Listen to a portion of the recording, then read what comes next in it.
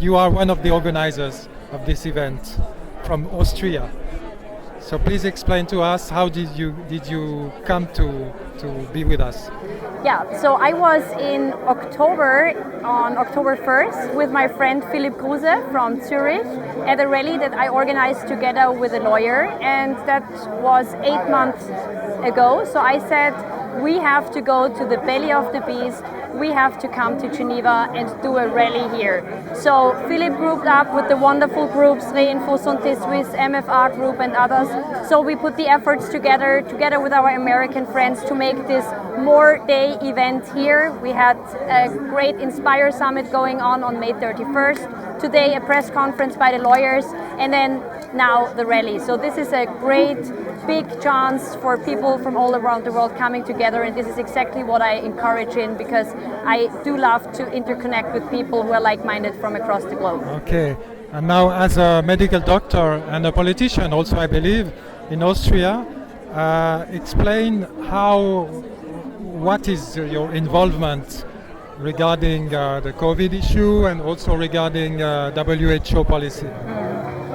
So already 2 years ago, I started to speak up about the treaties, because we already knew that there were treaties out there, the pandemic treaty and the IHR amendments, and that the WHO tries to gain more power. So that is why we spoke up. And what I initially did as a doctor, I did videos with lawyers and doctor colleagues, and we warned parents and kids not to take the COVID-19 jabs.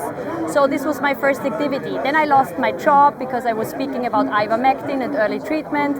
And then I said, okay, I will sign off from the medical board. So at this point, I'm not allowed to work as a doctor in Austria, but I started organizing big rallies with tens of thousands of people in Austria, in my hometown Graz and Vienna. And so the next step for me became clear. I needed to speak up. And so we were only, with our great independent media friends. And now, after we organized 2 events in the European Union with the rebellious MEPs there, we spoke against the WHO in Brussels and in Strasbourg. So one of the MEPs encouraged me to run as a candidate for the EU election. So I founded my own party. It's called DNA, which is ADN, What does it mean? It is democratic, neutral, authentic, and in German we say DNA for our genes, right, DNA. So this is my own party, and this next upcoming days in the EU elections, I will run with my own independent list for the EU Parliament.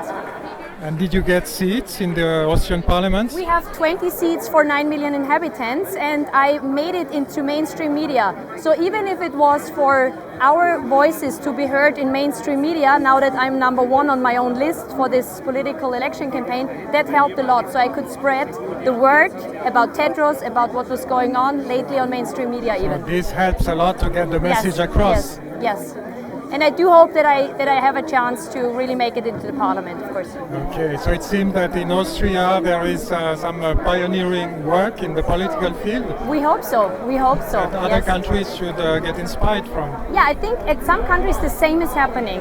And this party is composed of people from different walks of life, from we actually have left and right, and exactly. And we don't like to be separated in left and right, and we stand for independence and to work on the common denominator. So we don't like if an idea is not good just it comes from the wrong mouth. So we want to interact and build alliances on certain topics.